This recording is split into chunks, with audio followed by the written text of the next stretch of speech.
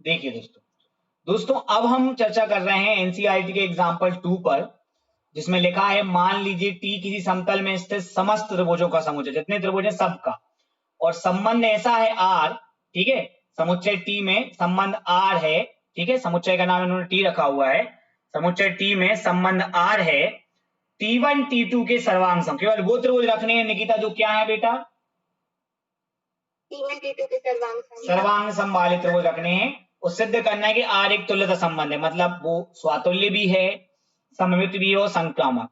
लेकिन ऐसा देखो बुक में कितना तक किया है निकिता, देख लो आप, 4-5 लाइनों में खत्म कर दिया इसको। आप भी जानते हैं इससे कुछ समझ में नहीं आता, आता है निकिता क्या? No sir. तो चलिए आपको समझाते हैं कि सर्वांग सम त्रिभुज क्या होते हैं। आप चित्र में देख रहे हैं, आपको त्रिभुज समबाहु दिख रहे होंगे, दिख रहे हैं निकिता? Yes sir. लेकिन समबाहु का मतलब बच्चों सर्वांग सम नहीं होता है, ठीक है। सर्वांग सम का मतलब होता है कि अगर एक त्रिभुज दूसरे त्रिभुज को पूरी तरीके से ढक ले, मतलब जितना एरिया इसका है उतना एरिया इसका हो, साथ ही साथ जो कोण इसके हैं वो कोण इसके हो, जो भुजा इसकी, देखिए अगर एक त्रिभुज दूसरे त्रिभुज को पूरी तरीके से ढक लेगा तो हम कहेंगे त्रिभुज क्या है, सर्वांग सम होने के लिए बहुत जरूरी है कि ये जो ऊपर वाला कोण है ये ऊपर वाले कोण के बराबर हो, ये साइड वाला कोण साइड वाले कोण के, राइट हैंड साइड वाला राइट हैंड। अगर कोई भी कोण बड़ा हुआ तो पूरा नहीं ढकेगा, बाहर निकल जाएगा, बोलो हाँ कि ना? Yes sir. साथ ही ये भी जरूरी है कि जितनी भुजा ये है उतनी ये रहे, जितनी ये है उतनी आधार रहे, जितनी राइट हैंड साइड की भुजा उतनी ये रहे, तभी अगर एक भी भुजा बड़ी हुई तो वो भुजा बाहर निकल जाएगी, है कि नहीं बेटा? Yes sir. सर्वांग सम का मतलब ही होता है सारे अंग समान। क्या मतलब होता है निकिता? सारे अंग समान। सारे अंग समान। तो अब लोग सोचेंगे कि बस समबाहु सर्वांग सम होते, गलत। देखो क्या आपको ये दोनों त्रिभुज समबाहु लग रहे हैं? Yes sir. लग रहे हैं? मुझे तो नहीं लग रहा है। सबका ये छोटा कोण लग रहा है, ये बड़ा लग रहा है, पर फिर भी ये दोनों एक दूसरे को क्या कर लेंगे, ढक लेंगे। कुल मिला के तीनों कोण बराबर होने चाहिए निकिता, और तीनों भुजाएं, वो सर्वांग सम है। तो अब मैं आपसे यहाँ पे कुछ प्रश्न करना चाहता हूं। एक बात बताओ कि ये तीन त्रिभुज हैं T1 T2 T3।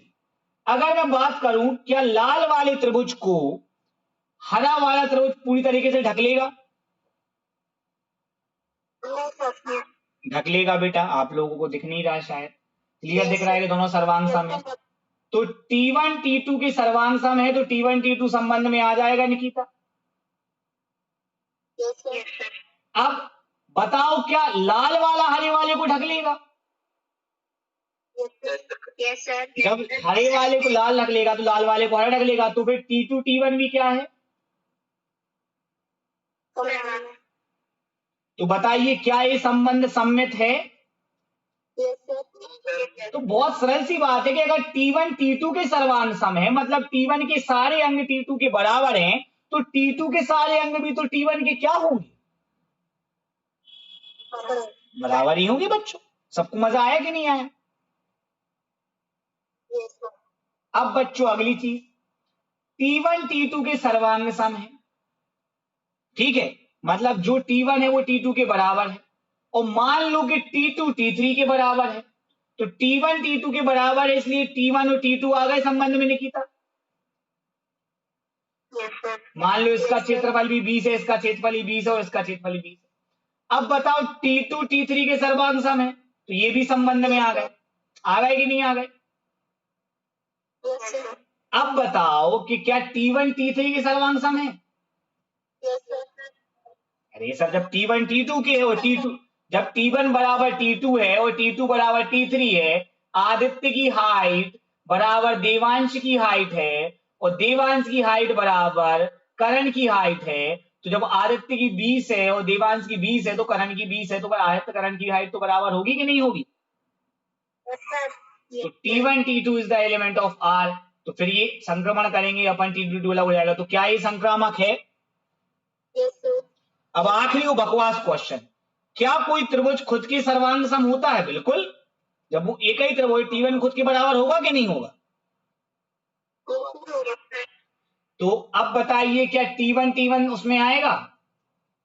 Yes, sir. हर एक त्रिभुज खुद के तो सर्वांग, प्रत्येक त्रिभुज खुद के तो सर्वांग सम होता ही है ना, क्योंकि अंग तो वही है। बताओ निकिता। Yes, sir. तो बेटा ये स्वातुल्य होगा कि नहीं होगा? बढ़िया समझा दिया आदित्य भाई कि नहीं? चलो तो फिर आगे बढ़ते हैं बेटा अपन।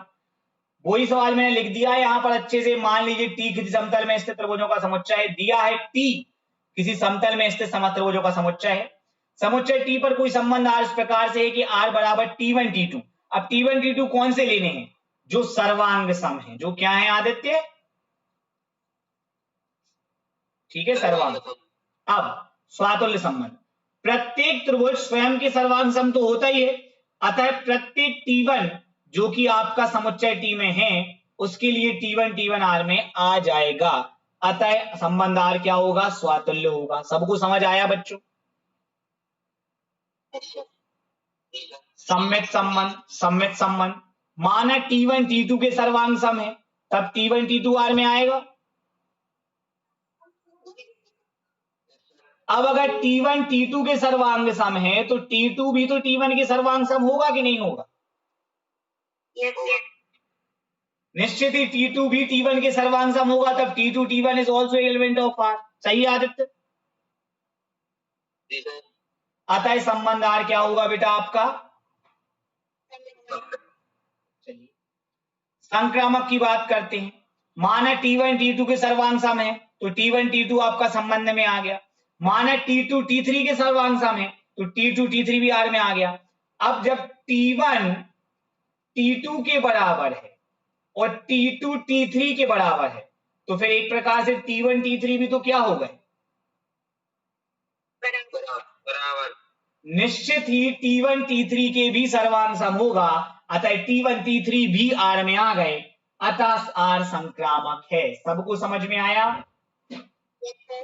Yes, sir. स्पष्ट है कि संबंध आर स्वातुल्य भी है, सम्मित भी है और संक्रामक भी है, अतः सिद्ध होता है कि संबंध आर एक तुल्यता संबंध है। सबको समझ आया बच्चों? Yes, sir. नहीं आया? तो मेरे हिसाब से आप लोगों को ये बात तो क्लियर हो गई होगी कि आज की क्लास के लिए अभिषेक सर ने कितनी मेहनत की है। Yes, sir. कल तक आप लोग भूल तो नहीं जाएंगे?